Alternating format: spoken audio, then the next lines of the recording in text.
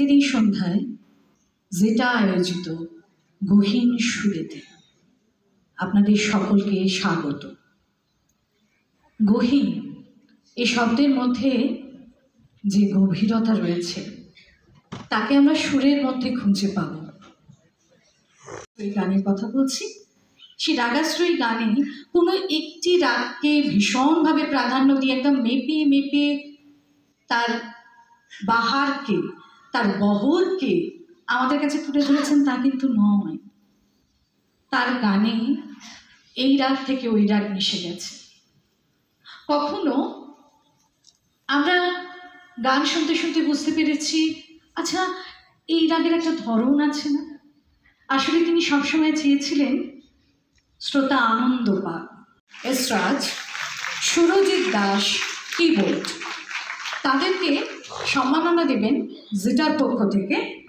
আমি একটা কথা খুব সোজা সরল করে বলে দিই আজকে, সেটা হচ্ছে যে এই অনুষ্ঠানটা ভাবা হয়েছে কিন্তু ঠিক মানে ফরম্যাটটা একটু অন্যভাবে আমরা ভাবি আর কি, মানে সেরকম নয়, এটা একদম ঘরোয়া আড্ডার মতো। সেটা আপনারা ব্যাকড্রপটা দেখলেও বুঝতে পারবেন, যেখানে বই টই রাখা রয়েছে, মানে একদম গল্প আড্ডা।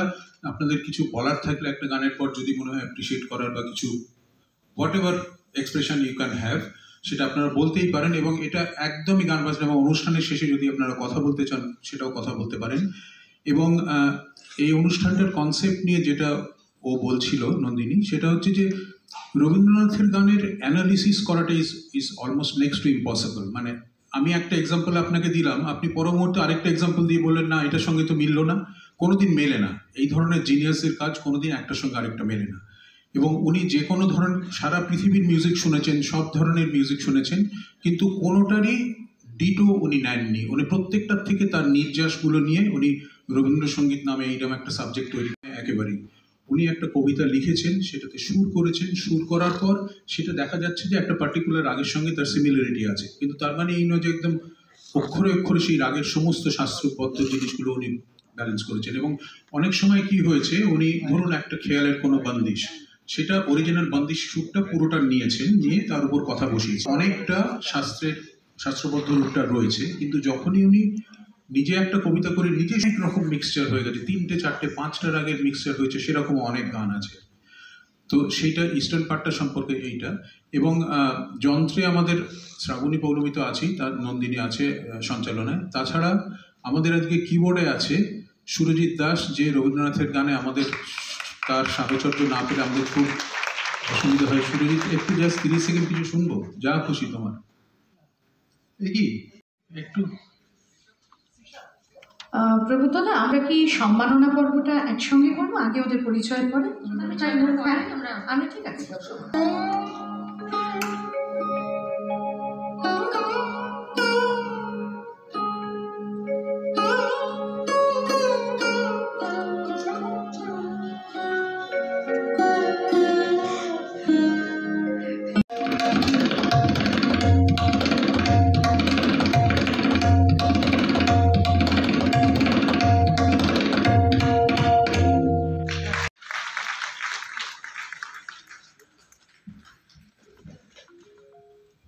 দেবায়ন,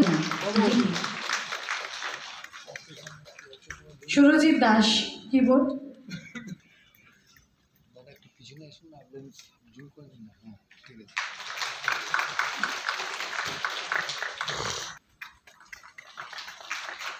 আমরা মেনে চলব এই পর্বে।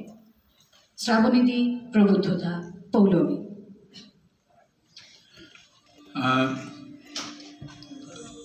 আজকের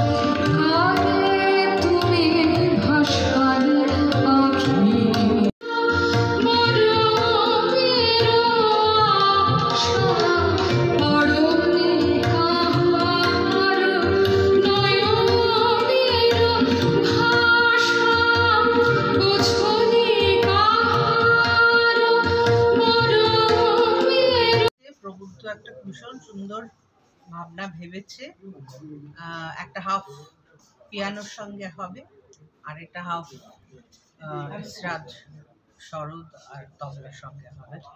এটা একটা বেশ অন্যরকম। আমি এরকম খুব কম করিনি বলবো না, কিন্তু কম করেছি, ভালো লাগছে তাই।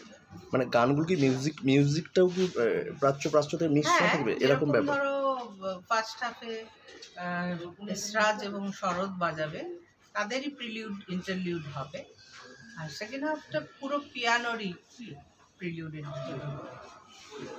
এবং পুরো প্রোগ্রামটাই আপনার ফার্স্ট এবং সেকেন্ড হাফে কি দুটোতেই গান পরিবেশন আপনি করবেন? হ্যাঁ, আচ্ছা, আমরা সব চারটে করে গান, চারটে। এবং এই প্রথমবার এরকম একটা সেট করা হয়েছে যেখানে পিয়ানো লাইভ বাজানো হবে তার সাথে।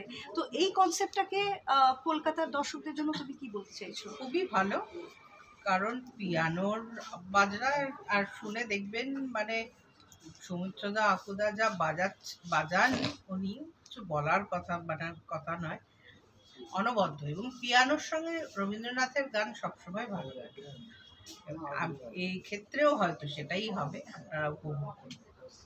এবং আমার লাইনে দেখছিলাম যে এরকম একটা অনুষ্ঠান দর্শক প্রচুর, মানে লাইন পড়ে গেছে, সে একদম এই ছেড়ে কোরিয়া টুয়ার্ডস ওই ট্রাম ডিপোর ওদিকে লাইন চলে গেছে। এটাও তো একটা ভালো লাগার বিষয় আর কি। নিশ্চয়ই, রবীন্দ্রনাথের গানের অনুষ্ঠানে এইভাবে লাইন দিয়ে মানুষরা আসছেন, দেখতে আসছেন, শুনতে আসছেন, এটা তো আমাদের বিরাট প্রাপ্তি।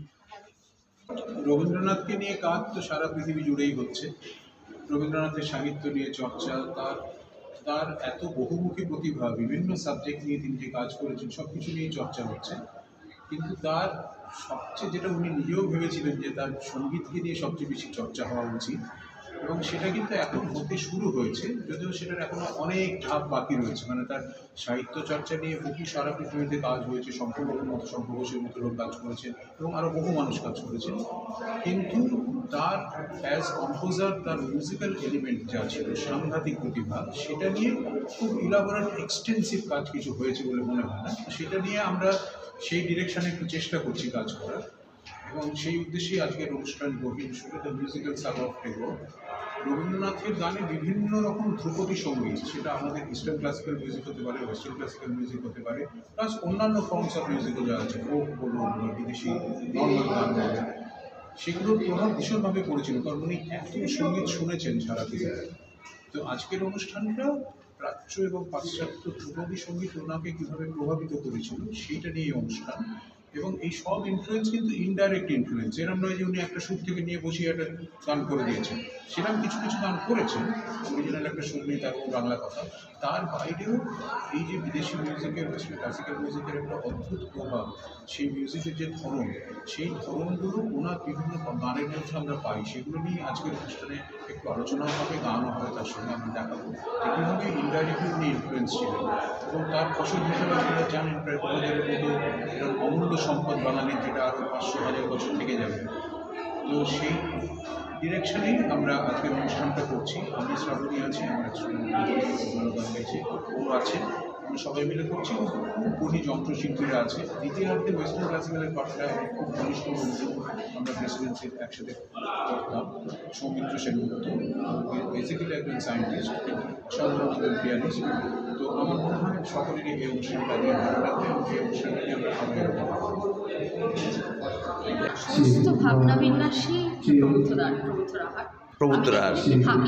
আচ্ছা, একটু আজকের এটা গহীন সুরের যে কনসেপ্ট বা ভাবনা, সেটা যদি বলেন। ভাবনাটা সেটাই যে রবীন্দ্র গান তো খুব এমন একটা কম্পোজিশন যেটা ইস্টার্ন ক্লাসিক্যাল, ওয়েস্টার্ন ক্লাসিক্যাল, প্রচুর কিছু কর্ণাটকী ক্লাসিক্যাল, অনেক কিছু প্রভাব আছে।